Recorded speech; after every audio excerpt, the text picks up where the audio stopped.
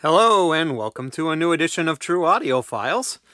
We're going to talk this week about should audiophile labels be more transparent? What I mean by that is, should they be giving you all the information and background clearly about their process? So in other words, they used a second generation or a master copy of an analog tape, transferred to digital, remastered, then cut. Stuff like that.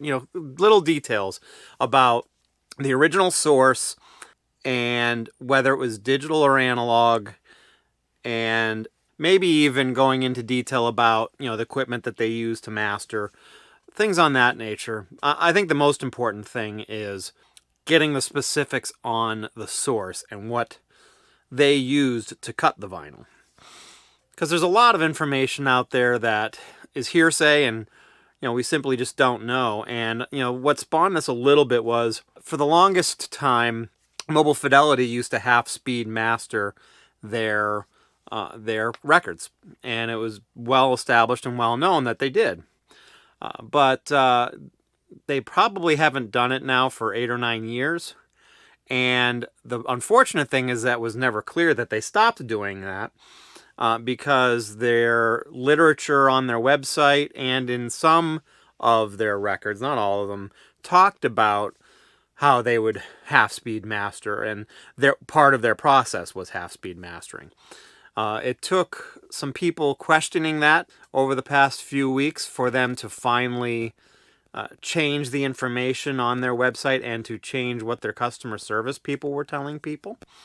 But it also led to some other issues where their customer service people were telling people some misinformation about what was used to cut their records on some things. And I'm not going to go into details about what that was, because it's really irrelevant, but it goes more to my point of just saying how I think they should be as transparent as they can be. Now, I think part of the reason why they aren't is because the labels, I believe, don't allow them to. But I also think some of it, although maybe not a lot, this is pure speculation on my part. I'm making assumptions based on some information I've heard, and it's not something I know firsthand or have been able to confirm either. But I think that knowing, whether, for example, it was cut from digital, because some people truly care about that.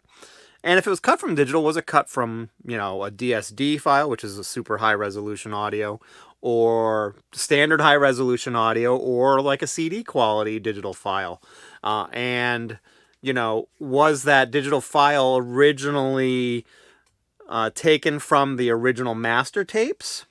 And was that potentially doctored and fixed, per se, with things like the plangent process or other things that help fix an analog tape issues that arise, that happen over time, that can be fixed digitally so it sounds much better, which happens quite a bit. One prime example that I think I brought up a few times is the Queen box set was cut from digital. It was half-speed mastered at Abbey Road, which all half-speed mastered stuff at Abbey Road is cut from a digital source.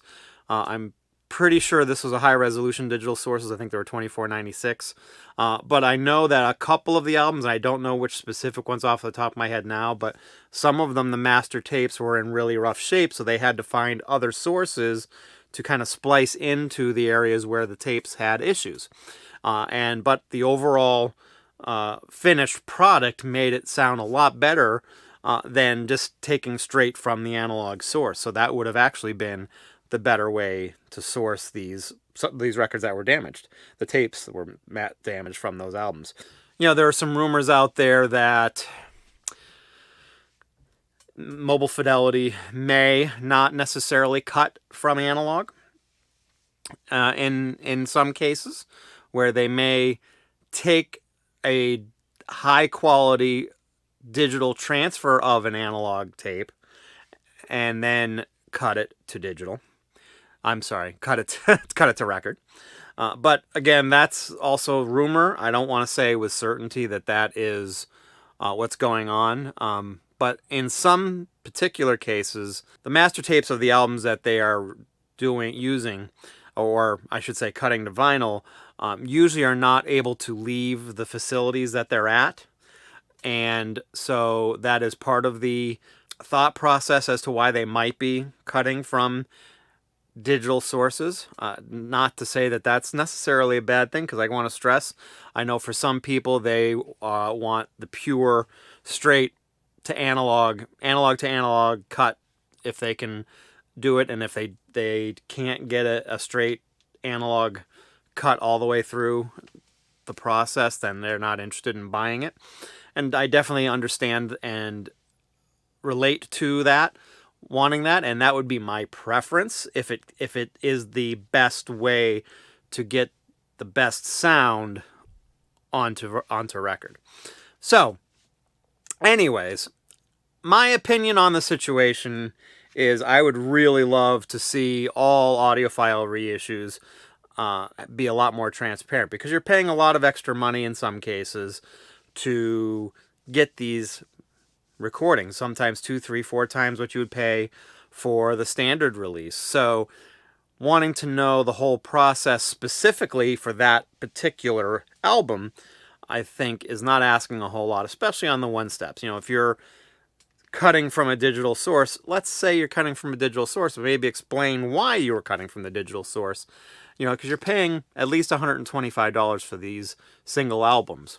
So I think you should be entitled to get some of that information. But that being said, I'm only making an assumption here, but I believe that a lot of that decision on how transparent they are is really more because of the labels that are giving them the rights to cut those records.